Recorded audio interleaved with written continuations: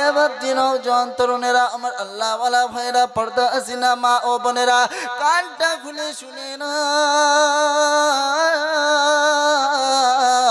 রব্বে জুল জালাল শুনিয়ে দিয়েছে কি শুনিয়েছে সেটা বলো রব্বুল আলামিন শোনাচ্ছে বান্দা শুনে রেখে দাও আমি আল্লাহ ফয়সালা নিয়ে নিয়েছি আমি আল্লাহ হুকুম দিয়ে দিয়েছি আমি আল্লাহ দাসত্ব আমার করতে হবে গোলামিত্ব আমার করতে হবে হুকুম আমার মানতে হবে অন্য কাহারোর মানা যাবে না আমার দাসত্ব করার পরে আমার গোলামিত্ব করার পরে আমার হুকুম মানার পরে আমার আদেশ মানার পরে আমার ঘর থেকে উঠে যাবে ঘর থেকে উঠে গিয়ে পিতামাতার কাছে যাবি অন্য কোথাও যেতে হবে না এবার দিনও জন তরুণেরা আমার আল্লাহ ওয়ালা ভাইরা পর্দা আসিনা মা ও বোনেরা কায়নাতে আপনি আমি চলাচল করব মাথাটা উঁচু করে চলাচল করব কায়নাতে কথা বলবো মাথা উঁচু করে কথা বলতে হবে কায়নাতে খানা খেতে হবে মাথাটা উঁচু করে খানা খেতে হবে কায়নাতে এমন কোনো কাজ বাদ যাবে না সেখানে মাথা উঁচু হবে না এমন একটা জায়গা নির্দিষ্ট করা আছে এমন জায়গায় একটা নির্দিষ্ট করে দিয়েছে না রব্বে জুল জালাল শুনিয়ে দিয়েছে বান্দা শুনে নাও আমার ঘরে তুমি যখন আসবে আমার কাছে যখন তুমি আমার সাথে মোলাকাত করতে আসবে আমার কাছে যখন কথোপকথন করতে আসবে বান্দা তোমার তখন মাথাটা নিচু হবে অন্য জায়গায় মাথা নিচু হবে না আমার দাসত্ব যখন করা হয়ে যাবে আমার গোলামিত্ব যখন করা হয়ে যাবে আমার ইবাদত যখন করা হয়ে যাবে আমার বান্দেগি যখন তোমার পালন করা হয়ে যাবে আমার ঘর থেকে উঠে গিয়ে পিতামাতার কাছে চলে যাবি অন্য কোথাও যেতে হবে না তাদের মধ্যে যখন কেউ বার্ধক্যে পৌঁছে যাবে তাদের মধ্যে যখন কেউ বুড়ো হয়ে যাবে তাদের মধ্যে যখন অচল হয়ে যাবে তারা যখন আর শক্তি থাকবে না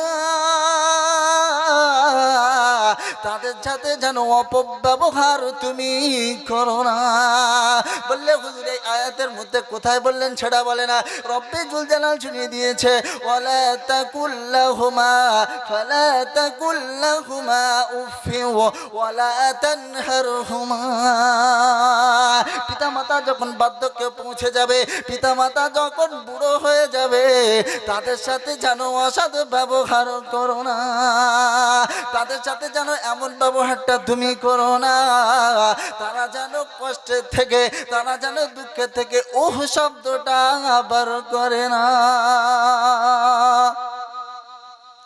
পিতামাতার সাথে সৎ ব্যবহার করতে হবে তাদের সাথে অসৎ ব্যবহার করা যাবে না এবার আপনাদেরকে একটা ছোট্ট করে কোশ্চেন করে আপনারা জবাব দেন এই কায়নাতের বুকে একজনের কথা মানা ফরজে আইন তিনি কে বলেন তো আল্লাহ তিনি কে আল্লাহ আর এই কায়নাতের বুকে পিতামাতার খিদমত করা আমার জন্য ফরজে আইন কথাটা ভালোভাবে বুঝবেন কে যেন পরে গিয়ে আলাদাভাবে তর্জমা করবেন না কথাটা বুঝবেন এই কায়নাতের বুকে একজনের কথা মানা আমার আপনার জন্য ফরজে আইন আর এই কায়নাতের বুকে খিদমত করা পিতামাতার খিদমত করা আপনার আমার জন্য ফরজে আইন পিতামাতার কথা মানা ফরজে আইন না বললেন হুজুর এটা কেমন হলো এটা হচ্ছে শরিয়াতের বাইরে যখন পিতামাতা হুকুম দেবে তখন পিতামাতার কথা মানা যাবে না যদি আপনার পিতা আপনাকে বলে চলো মদ খাবে আপনি খাবেন নাকি খাবেন না এটা হচ্ছে শরিয়াত বিরোধী যদি আপনাকে বলে নামাজ তুই যেন পড়বি না তখন পিতামাতার কথা মানা যাবে না তাই পিতামাতার হুকুক ফরজ আল্লাহর রব্বুল আলামিন ঘোষণা করে দিয়েছেন পিতামাতার হুকুক ফরজ কিন্তু কথা মানা ফরজ না এবার তরুণেরা আমার আল্লাহ ওয়ালা ভাইরা পর্দা সিনেমা ও বোনেরা কানটা খুলে শুনে না রব্বে জুল জালাল শুনিয়ে দিয়েছে এই কায়নাতের বুকে তুমি যদি চলাফেরা করো মাথা উঁচু করে চলাফেরা করতে হবে এই কায়নাতে খানা খাবে তো মাথা উঁচু করে চলাফেরা করতে হবে এবার তরুণেরা আমার আল্লাহ ওয়ালা ভাইরা পর্দা সিনেমা ও বোনেরা এই কায়নাতের বুকে আপনার আমার জন্য একজনের কথা মানা ফরজে আইন তিনি হলেন রব্বানা পিতামাতার খেদমত করা আপনার আমার জন্য ফরজ আইন। পিতামাতার হুকুক ফরজ, কিন্তু কথা মানা ফরজ না। যখন শরীয়তের বিরুদ্ধে চলে যাবে, যখন শরীয়তের বাইরে চলে যাবে, তখন পিতামাতার কথা মানা যাবে না। এবার দিন তরুণেরা আপনাদেরকে একাধিক প্রুফ দেখাতে পারে। যদি প্রুফ আপনাদেরকে না দেখাতে পারি, মোহাম্মদ মিকাইল ইসলাম মৌলভী কি ছেড়ে আপনারা একটা একটা করে মিলে নেন। রব্বেজুল জালাল শুনিয়েছে, তারা হাবিবকে কালাম দিয়েছে, তারা হাবিবকে বলে দিয়েছে, ও আমার হাবিব শুনে রেখে দাও, আমার উম্মতের কাছে গিয়ে যখন বয়ান করবে, আমার উম্মতের কাছে গিয়ে তুমি যখন বলবে, পরিষ্কার করে বলবে, কোনো গোপেন ওপেন করবে না। বললে হুজুর কথাটা বুঝে আসলো না, কোথায় আছে এমন নমুনা? কোরআনকে জিজ্ঞাসা করি, এই আল্লাহর কালাম, আমরা হলাম তোমার হতভাগা গোলাম, কোথায় আছে এমন নমুনা সেটা বলে দাও। আল্লাহর কালাম চুনিয়ে দিয়েছে, বান্দা শুনে রেখে দাও। আলহামদুলিল্লাহিল্লাযী আনজালা আলা আবদিহিল কিতাবা ওয়া লাম ইয়াজআল লাহু ইওয়াজা।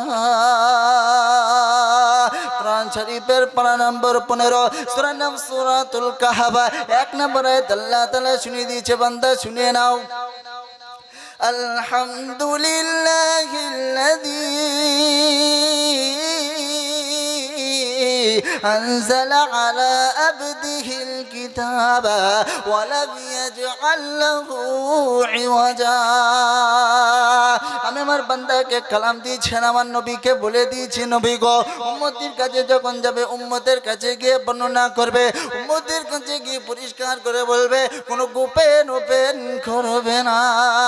জনাবে রাসূলুল্লাহ সাল্লাল্লাহু আলাইহি ওয়াসাল্লামের সাহাবা হযরত আবু হুরায়রা রাদিয়াল্লাহু তাআলা আনহু तमाम কায়নাতের বুকে কালামুল্লাহর পরে একটি কিতাবকে প্রাধান্য দেওয়া হয়, সেই কিতাবটার নাম হলো সহিহ বুখারী। কি বললাম? সহিহ বুখারী। ওই কিতাবটাকে तमाम মুসলিম জাতি এক কথায় মেনে নেয়। যখনই ওই কিতাব থেকে কোনো দলিল দিয়ে দেওয়া হয়, যখনই ওই কিতাব থেকে কোনো মসলা দেওয়া হয়, মানুষ কোনো কথা বলে না, প্রত্যেকটা মানুষ সে কথাকে মেনে নেয় কি নেয় না? জোরে বলো, সেই কথাকে মানতে বাধ্য হয়। এবার জওয়ান তরুণেরা, জনাবে রাসূলুল্লাহ সাল্লাল্লাহু আলাইহি ওয়াসাল্লামের সাহাবা হযরতে আবু হুরায়রা রাদিয়াল্লাহু তাআলা আনহু, নাম কি বললাম? হযরতে আবু হুরায়রা রাদিয়াল্লাহু তাআলা আনহু, তিনি এত হাদিস বর্ণনা করেছেন, এমনকি মিশকাত শরীফকে যদি খোলা হয়, মিশকাত শরীফের কোন পৃষ্ঠা এমন বাদ যাবে না যে ইনি রিওয়ায়াত করেন নাই, হাদিস বর্ণনা করে নাই, এমন কোন পৃষ্ঠা বাদ যাবে না। আর যদি সহিহ বুখারীকে খোলা হয়, সমস্ত সাহাবাদের মধ্যে সব থেকে বেশি হাদিস বর্ণনা করেছেন, সব থেকে বেশি হাদিস রিওয়ায়াত করেছেন হযরতে আবু হুরায়রা। কে বর্ণনা করেছে বাবজি? হযরতে আবু হুরায়রা রাদিয়াল্লাহু তাআলা আনহু সব থেকে বেশি হাদিস বর্ণনা করেছেন। তো আপনাদেরকে যেটা বলতে চাচ্ছি, যেটা আমার বলার উদ্দেশ্য,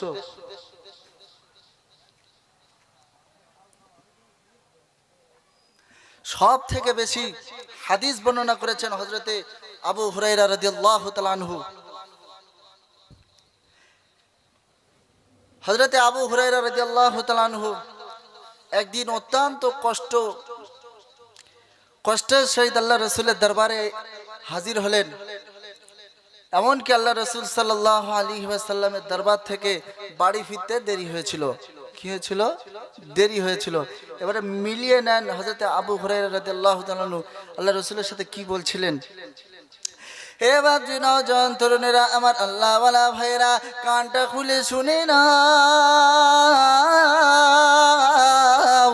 জনাবে রাসূলুল্লাহ সাল্লাল্লাহু আলাইহি ওয়াসাল্লামের সাহাবা হযরতে আবু হুরায়রা রাদিয়াল্লাহু তাআলা আনহু, নাম আপনারা নিশ্চয়ই মুখস্থ হয়ে গিয়েছে, নাম হয়তো আপনারা বেশিরভাগ শুনে নিয়েছেন। এবার নওজোয়ান তরুণেরা, আল্লাহ রাসূল সাল্লাল্লাহু আলাইহি ওয়াসাল্লামের দরবারে আসতেন। আল্লাহ রাসূল সাল্লাল্লাহু আলাইহি ওয়াসাল্লামের দরবার থেকে আবার বাড়িতে ফিরে যেতেন। এমন সময় রাসূলের দরবারে কোনোদিন আসতেন না, প্রায় লাগাতার রাসূলের দরবারে আসতেন। এমন সময় রাসূলের দরবার থেকে বাড়ি যেতে দেরি হয়ে গিয়েছিল। বাড়ি যখন দেরি হয়ে যায়, বাড়িতে গিয়ে দরজাটা আস্তে করে খটখটালে দিল। দরজাটা যেমনি খটখটালো, ঘর থেকে হযরতে আবু হুরায়রা রাদিয়াল্লাহু তাআলা আম্মা জান বার হয়ে এলো। আম্মা জান বার হয়ে আসার পরে হযরতে আবু হুরায়রা রাদিয়াল্লাহু তাআলাকে জিজ্ঞাসা করলো, ও হুরায়রা, এত রাত্রে তুমি কোথায় ছিলে বাবা, সেটা বলো। হযরতে আবু হুরায়রা রাদিয়াল্লাহু তাআলা আম্মা জানের সাথে হযরতে আবু হুরায়রা রাদিয়াল্লাহু তাআলা বলল, ও আম্মা জান শুনে না, আমি রাসূলের দরবার থেকে আসছি।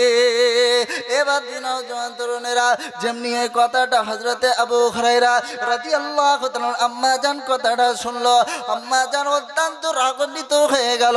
ততক্ষণ পর্যন্ত ইসলাম গ্রহণ করেন নাই, ততক্ষণ পর্যন্ত ইসলাম গ্রহণ করেন নাই, এই জন্য অত্যন্ত রাগান্বিত হয়ে গেল। হযরতে আবু হুরায়রা রাদিয়াল্লাহু তাআলা আম্মা জান রাগান্বিত হয়ে হযরতে আবু হুরায়রাকে অত্যন্ত মারধর শুরু করলো। এবার নওজোয়ান যেমনি আঘাত করা শুরু করে দিয়েছিল, যেমনি মারধর করেছে, হযরতে আবু হুরায়রা রাদিয়াল্লাহু তাআলার উপরে এত টর্চার করেছে, এত অত্যাচার করেছে, গায়েতে ক্ষত বিক্ষত হয়ে গেল। এবার নওজোয়ান তরুণেরা হযরতে আবু হুরায়রা রাদিয়াল্লাহু তাআলার মনটা অত্যন্ত খারাপ, মনটা অত্যন্ত উদাসীন হয়েছিল।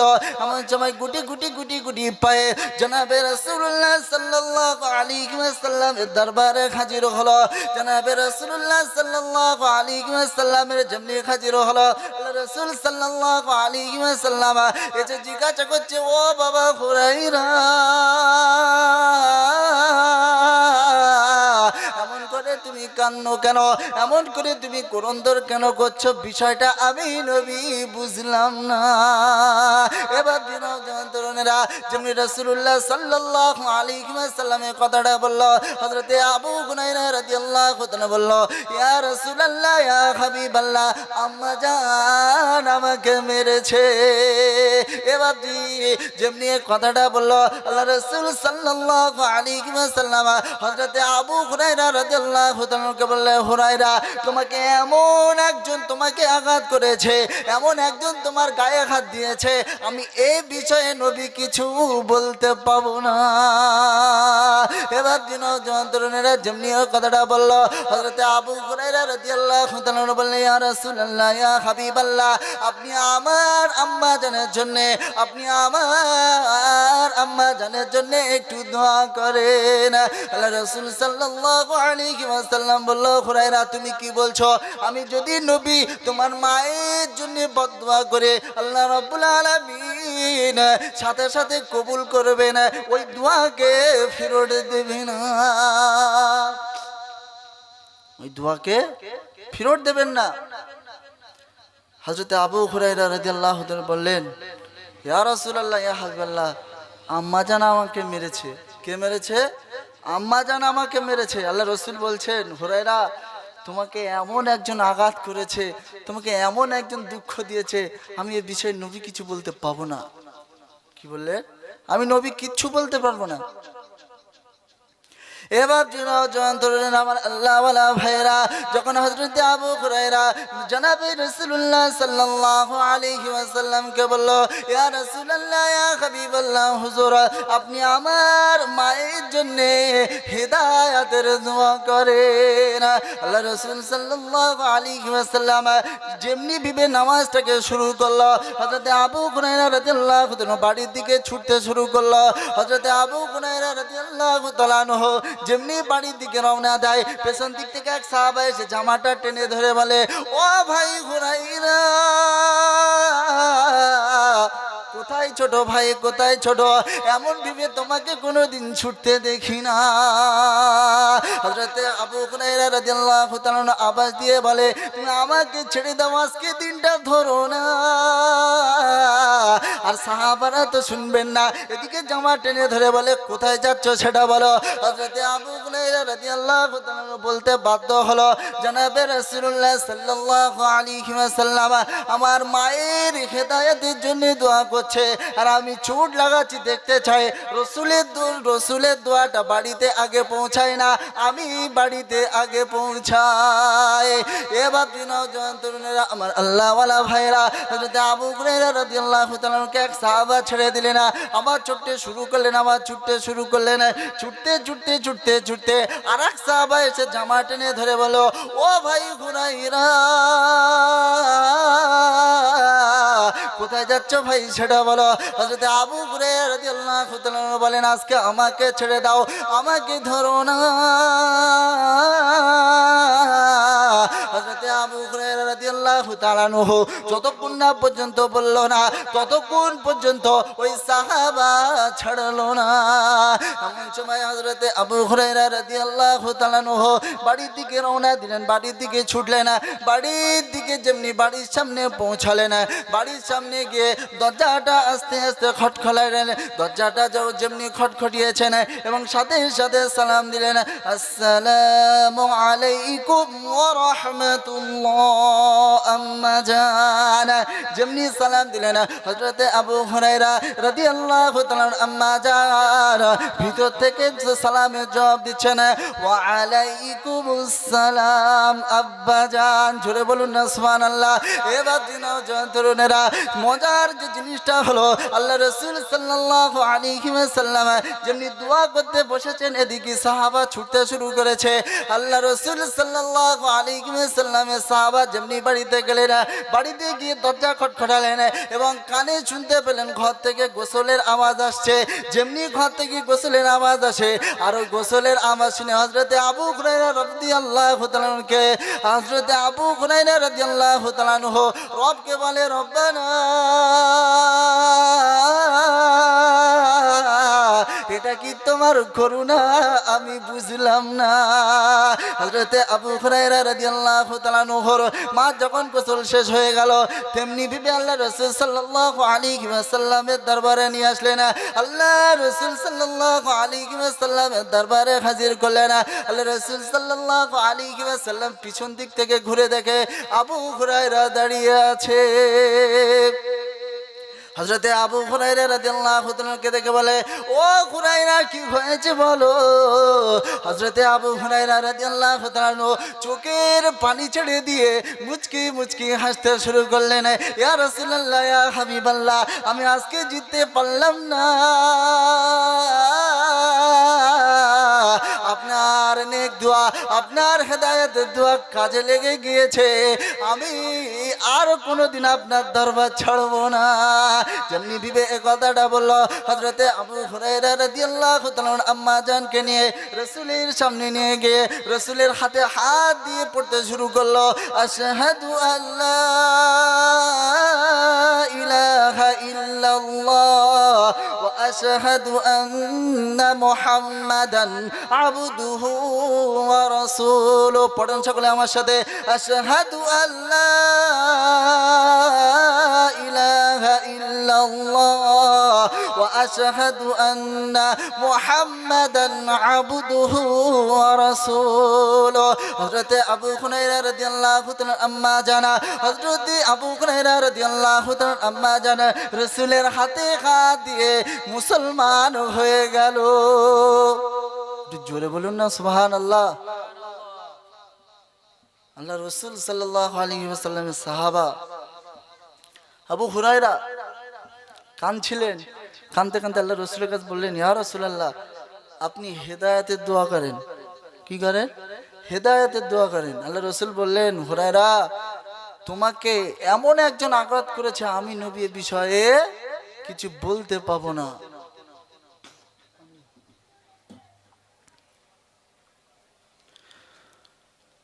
দরুদ শরীফ পড়ে, আল্লাহুম্মা সাল্লি আলা সাইয়্যিদিনা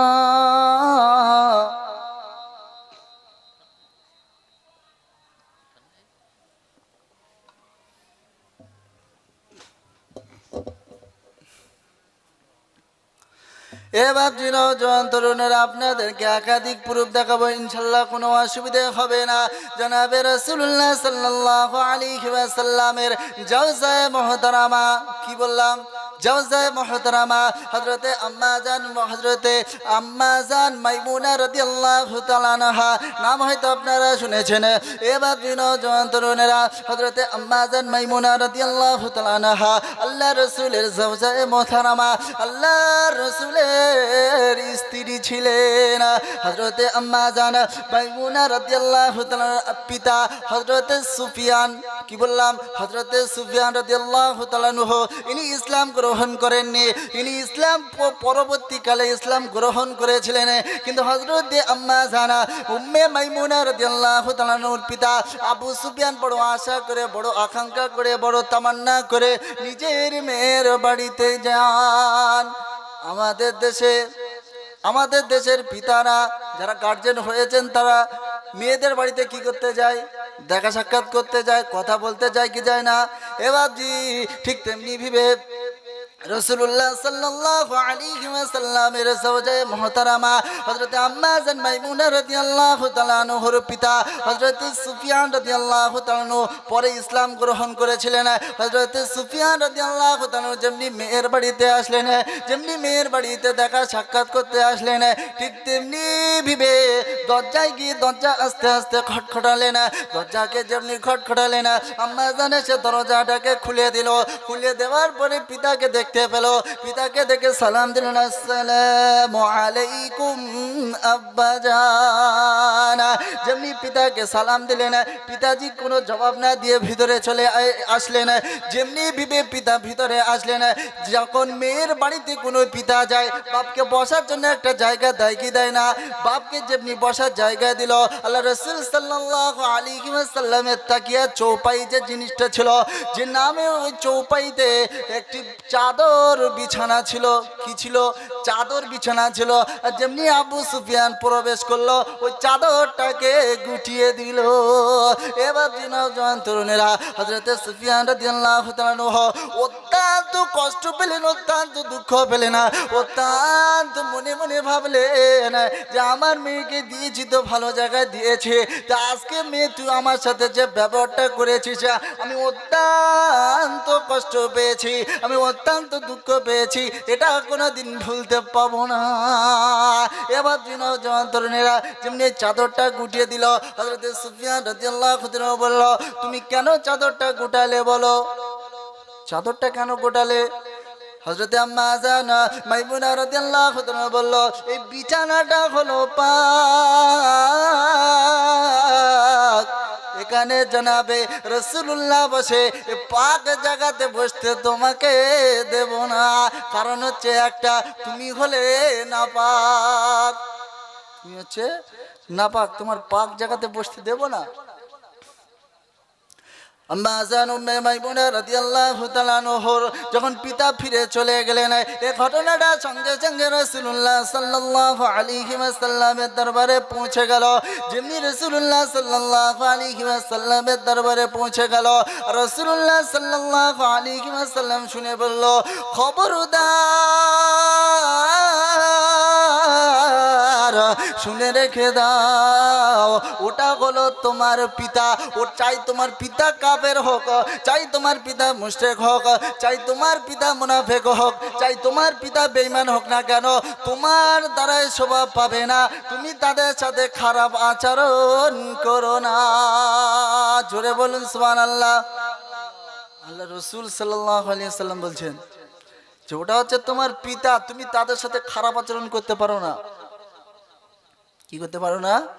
খারাপ আচরণ করতে পারো না। একটা ঘটনা মনে পড়ে যায়, আইয়ামে জাহিলিয়াতের যুগে বর্বরতার যুগে নারীদেরকে কোনো সম্মান দেওয়া হতো না, নারীদেরকে কোনো ইজ্জত দেওয়া হতো না। এক বন্ধু অপর বন্ধু যখন সামনাসামনি কথোপকথন করে, আর যদি রাস্তা দিয়ে কোনো মহিলা যদি হেঁটে যেত, তাহলে ও অপরের সাথে বলা কাওয়া করতো, আচ্ছা তুই বলতো ওর পেটে কোন সন্তান আছে। যদি ছেলে সন্তান থাকতো তাহলে তাকে বাহবা দিত। আর যদি আইয়ামে জাহিলিয়াতের যুগে এরকম একটা প্রচলন ছিল, যদি ছেলে সন্তান হতো, কি হতো? ছেলে সন্তান হতো, তাকে কাপুরুষ বলা হতো না। আর যদি মেয়ে সন্তান হতো তাকে কা পুরুষ বলা হতো, তাকে একা ঘর করে দেওয়া হতো, তার সাথে পাড়া প্রতিবেশী আর মিশতো না, তার সাথে পাড়া প্রতিবেশী মিশতে আসতো না। তো আল্লাহ রসুল সাল্লাল্লাহু আলাইহি ওয়াসাল্লামের আর এক সাহাবা হযরতে দাহিয়া কলবি, নাম শুনেছেন? এ বাবজি, হযরতে দাহিয়া কলবি রাদিয়াল্লাহু তাআলা আনহু, ইনি যখন ইসলাম গ্রহণ করেন নাই তখনকার একটা ঘটনা মনে পড়ে গিয়েছে, আপনাদেরকে শোনাচ্ছি, শোনেন। হযরতে দাহিয়া কলবি রাদিয়াল্লাহু তাআলা আনহু, ইনি যখন ইসলাম গ্রহণ করেন নাই, বর্বরতার যুগে, আইয়ামে জাহিলিয়াতের যুগে অত্যন্ত একটি খারাপ কাজ করেছিল। নারীদেরকে কোনো সম্মান দিত না, নারীদেরকে কোনো ইজ্জত দিত না। বললে হুজুর হবে না, এটা হাদিসের নমুনা। এবার নওজোয়ান তরুণেরা, আমার আল্লাহওয়ালা ভাইরা, পর্দা আসিনা মা ও বোনেরা, আজকের মা বোনদেরকে নিয়ে ওয়াজ করবো ইনশাল্লাহ, কোনো অসুবিধা হবে না। অন্যদিন পুরুষদের শোনাবো ইনশাল্লাহ। এ বাবজি নওজোয়ান তরুণেরা কানটা খুলে শুনে না না। এ বাবজি, হযরতে রাসূলুল্লাহ সাল্লাল্লাহু আলাইহি ওয়াসাল্লামের সাহাবা হযরতে দাহিয়া কলবি রাদিয়াল্লাহু তাআলা আনহু, ইনি যখন ইসলাম গ্রহণ করেন নাই, ইনি যখন ইসলামের দায়রার মধ্যে প্রবেশ করেন নাই, এনা যখন রাসূলুল্লাহ সাল্লাল্লাহু আলাইহি ওয়াসাল্লামের কাছে গেলেন, ইয়া রাসূলুল্লাহ, ইয়া হাবিবাল্লাহ, আমি আপনাকে এমন একটা ঘটনা শোনাতে চাই, আমি আপনাকে এমন একটা ঘটনা শোনাতে চাই, আপনি শুনেছেন কিনা জানি না। আল্লাহ রাসূল সাল্লাল্লাহু আলাইহি ওয়াসাল্লাম বললেন, ও দাহিয়া কলবি, কি বলছো একটু ভেবে চিন্তে বলো। হযরত দাহিয়া কলবি রাদিয়াল্লাহু তাআলা বলে, ইয়া রাসূলুল্লাহ, ইয়া হাবিবাল্লাহ, সত্যি বলছি, শুনে নেন। আল্লাহ রাসূল সাল্লাল্লাহু আলাইহি ওয়াসাল্লামের সামনে বলল, ইয়া রাসূলুল্লাহ, ইয়া হাবিবাল্লাহ, আমার যখন বয়স পরিপূর্ণ হলো, আমার বয়স যখন বিবাহের যোগ্যতা হলো, আমার বয়সটা যখন কংক্রিট হয়ে গেল, আমি একটা সুন্দর ফুটফুটে নারীকে দেখে বিবাহ করলাম। বিবাহ করার 6 মাস পরে আমি বাইরেতে চলে গেলাম। 4 বছর পরে আমি আবার দেশে ফিরে আসলাম। আমি যখন যেমনি বিদেশেতে ফিরে আসব, 4 বছর এমনি সময় আমার স্ত্রী গর্ভবতী হয়ে গিয়েছিল। আমার স্ত্রী অত্যন্ত গর্ভবতী হয়ে গিয়েছিল। আমার বড় আশা ছিল, বড় আকাঙ্ক্ষা ছিল, বড় তামান্না ছিল, আমার একটা ফুটফুটে ছেলে হবে। ইয়া রাসূলুল্লাহ, ইয়া হাবিবাল্লাহ, আমি মনে বড় আশা নিয়ে, মনে বড় তামান্না নিয়ে, মনে বড় আশা নিয়ে বিদেশে চলে গেলাম 4 বছরের জন্য। যেমনি আমি বিদেশে রওনা দিলাম, যেমনি আমি বিদেশে চলে গেলাম, এর মধ্যে 2 বছর পরে, 1 বছর পরে আমার স্ত্রী একটা সুন্দর ছোট্ট ফুটফুটে কন্যা সন্তানকে জন্ম দিল। আমার স্ত্রী যেমনি ভেবে একটা ছোট্ট ফুটফুটে কন্যা সন্তানকে জন্ম দিল, আমার স্ত্রী ভাবতে শুরু করলো, কি হবে এ মেয়েকে রেখে? আমার স্বামী যেমনি বাড়ি আসবে, এ মেয়েকে হত্যা করে দেবে। এবার নওজোয়ান তরুণেরা, তবুও মা নিজের মায়া তো ভুলতে পারে না।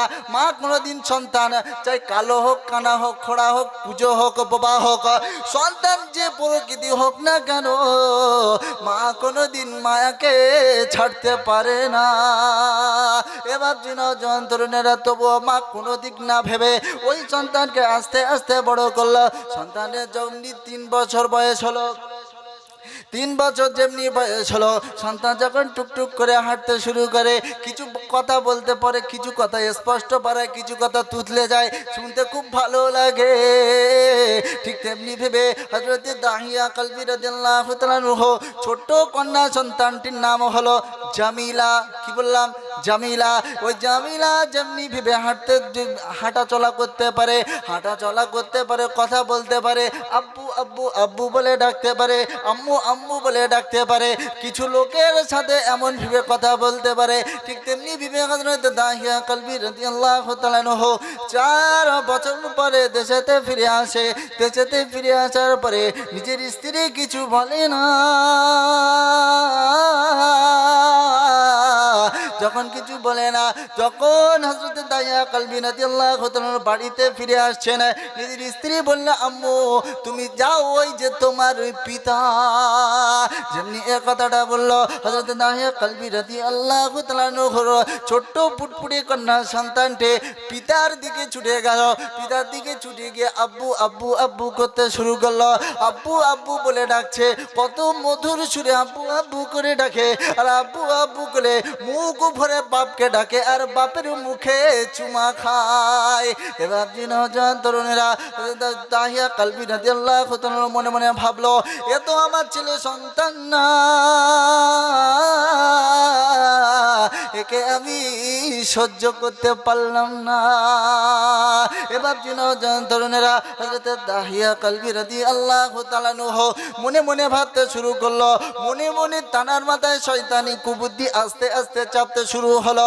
এ মেয়েকে কেমনে মারা যায়, এ মেয়েকে কেমনে মেরে ফেলে দেওয়া যায়। হযরত দাহিয়া কলবি রাদিয়াল্লাহু তাআলা যেমনি বাড়িতে ফিরে আসলেন, বাড়িতে আসার পরে স্ত্রীকে জিজ্ঞাসা করলো, এটা মেয়ে হয়েছিল তা তুমি ওর ওর গলা টিপে কেন মারো নাই সেটা বলো।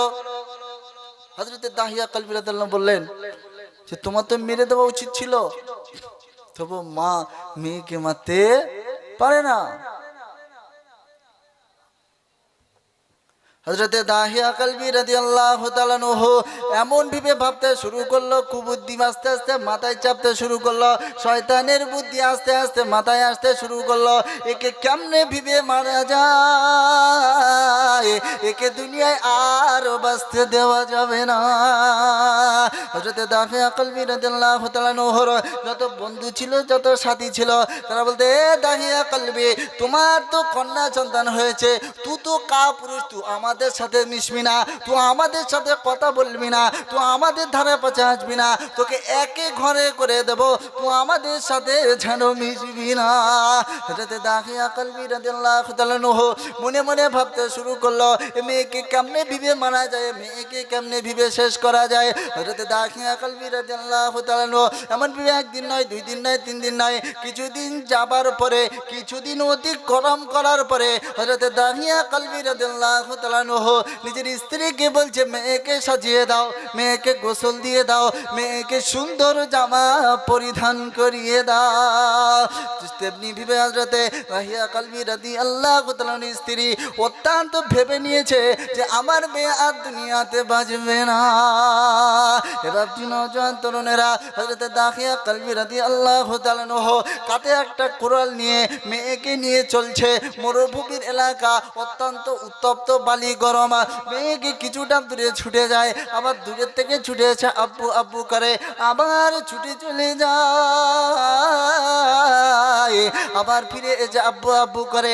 এমন সময় মেয়েটা বললো, আব্বু জান, আমার অত্যন্ত তৃষ্ণা পেয়েছে, আমার অত্যন্ত পানি পিপাসা পেয়েছে, আমি পানি খাবো, একটু ব্যবস্থা করে দাও।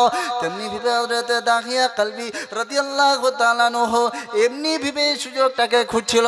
হযরত দাহিয়া কলবি রাদিয়াল্লাহু তাআলা বলল, মা এটা তো মরুভূমি এলাকা, এখানে পানি পাওয়া যাবে না, কিন্তু এখানে গর্ত খুললে পানি পাওয়া যাবে। মরুভূমি এলাকায় কি হয়, গর্ত খুললে পানি পাওয়া যায়, কিন্তু সব জায়গায় পাওয়া যায় না। হযরত দাহিয়া কলবি রাদিয়াল্লাহু তাআলা ছোট্ট ফুটফুটে কন্যা সন্তানকে বুঝিয়ে দিচ্ছে, শোনো মা, এখানে গর্ত খুললে পানি পাওয়া যাবে, মরুভূমি এলাকা কোথাও পানি পাওয়া যায় না, তাহলে আমি গর্ত খোঁড়া শুরু করে। তেমনি ভেবে হযরত দাহিয়া কলবি রাদিয়াল্লাহু তাআলা গর্ত খোঁড়া শুরু করলো।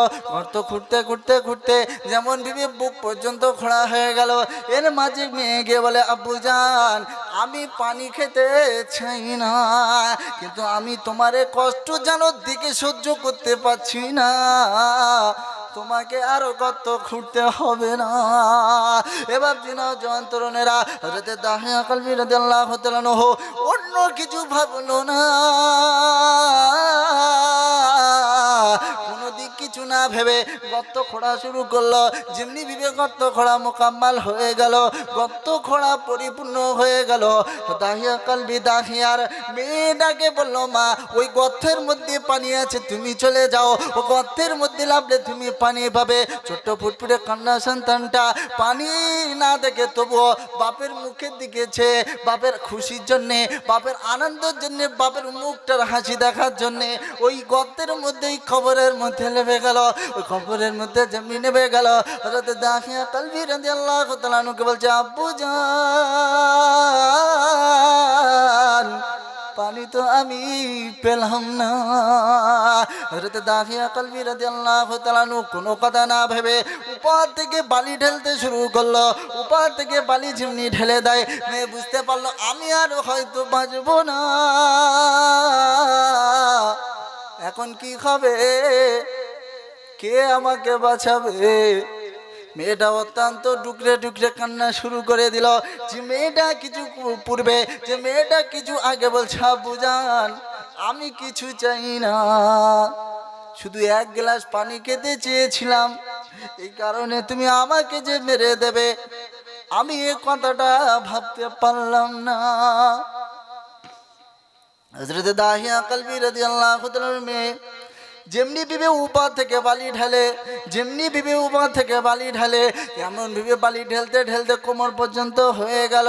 কোমর পর্যন্ত ঢেলে দেওয়ার পরে আব্বুর কাছে বলছে, আব্বু আমি কোনোদিন তোমাকে আর পিতা বলে ডাকবো না।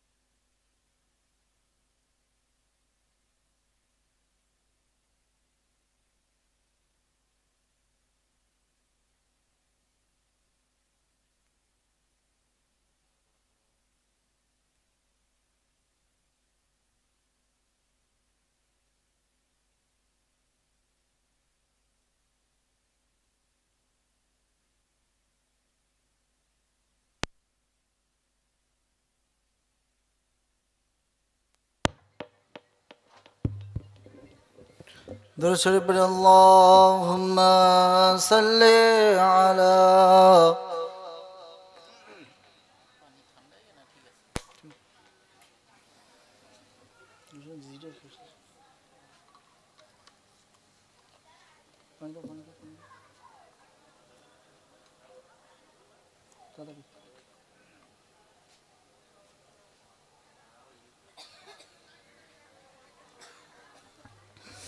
وعلى آل سيدنا مولانا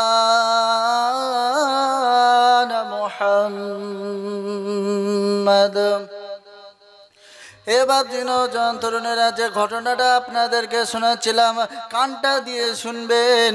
এবার দিনজন তরুণেরা, আমার আল্লাহওয়ালা বন্ধুরা, পর্দা সিনা মা ও বোনেরা, হযরত দাহিয়া কলবি রাদিয়াল্লাহু তাআলা আনহু যেমনি কবরটা খোঁড়া পরিপূর্ণ হয়ে গেল, কবরটা খোঁড়া মোকাম্মাল হয়ে গেল, তেমনি কে মেয়েকে লাভিয়ে দিল আর মেয়েকে বলল মা চলে যাও, ওই কবরের মধ্যে পানি পাবে।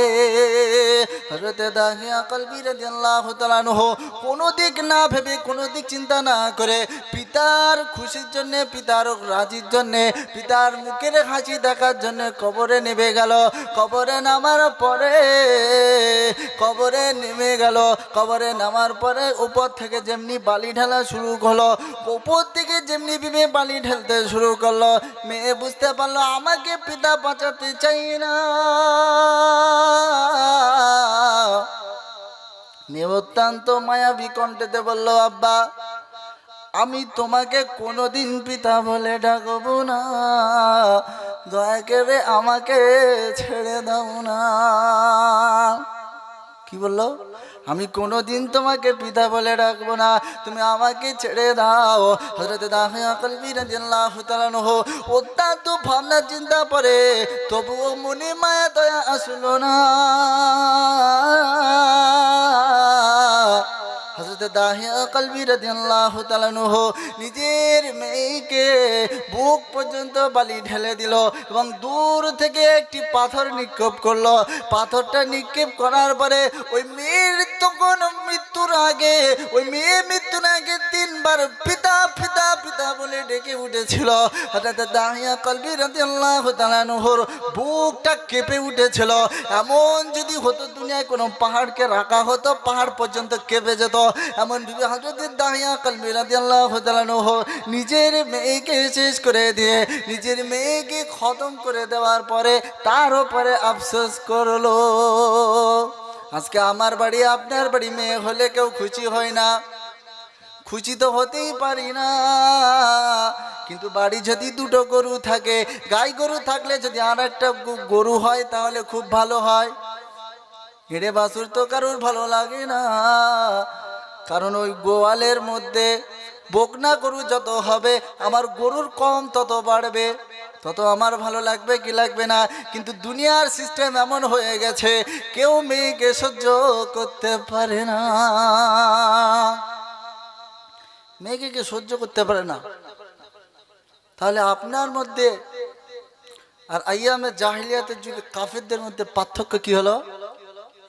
আমি আপনি মুসলমান হয়েছি, কি হয়েছে আব্বা?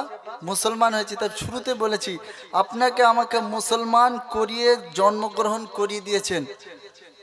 যে বাচ্চাটা এই দুনিয়াতে আসে, চাই হিন্দু হোক, কাফের হোক, মুশরিক হোক, মুনাফিক হোক, ঈসাই হোক, খ্রিস্টান হোক, যেই হোক না কেন, ওই শিশুটা মুসলমান হয়ে জন্মগ্রহণ করে।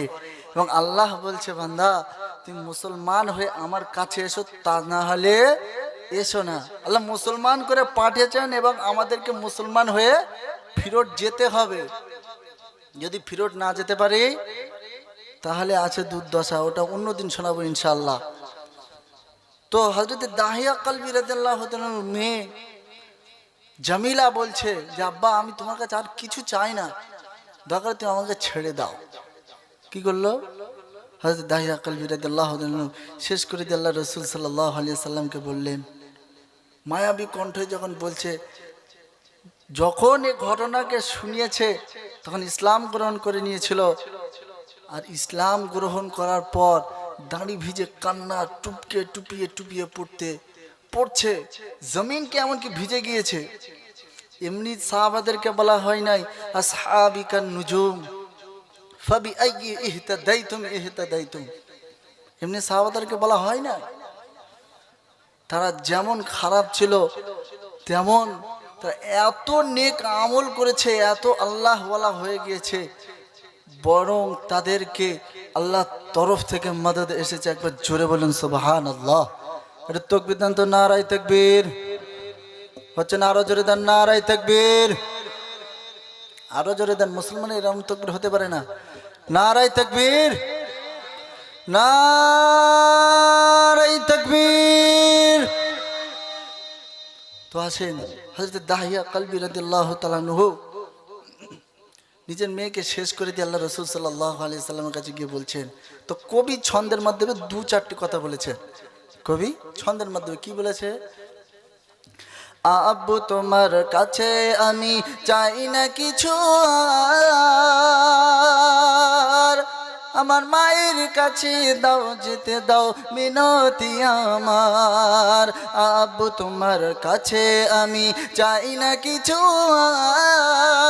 আর, আমার মায়ের কাছে দাও যেতে দাও মিনতি আমার। আব্বু তোমার কাছে আমি চাই না কিছু আর, আমার মায়ের কাছে দাও যেতে দাও মিনতি আমার। বলো কোন কারণে দেবে কবর কি দোষ আমার, আমি হইনি ছেলে তাই বলে কি নেই কো বাঁচার অধিকার, আমি হইনি ছেলে তাই বলে কি নেই কো বাঁচার অধিকার। আব্বু তোমার কাছে আমি চাই না কিছু আর, আমার মায়ের কাছে দাও যেতে দাও মিনতি আমার। আমার মায়ের কাছে দাও যেতে দাও মিনতি আমার। নবীর কাছে কেঁদে বলে দাহিয়া কলবি, যে ভুল আমি করেছি ক্ষমা পাবো কি আমি। নবীর কাছে কেঁদে বলে দাহিয়া কলবি, যে ভুল আমি করেছি ক্ষমা পাবো কি আমি। বলে কোন কারণে দেবে কবর কি দোষ আমার, আমি হইনি ছেলে তাই বলে কি নেই কো বাঁচার অধিকার, আমি হইনি ছেলে তাই বলে কি নেই কো বাঁচার অধিকার। আব্বু তোমার কাছে আমি চাই না কিছু আর, আমার মায়ের কাছে দাও যেতে দাও মিনতি আমার। আমার মায়ের কাছে দাও যেতে দাও মিনতি আমার। দরুদ শরীফ আল্লাহুম্মা সাল্লি আলা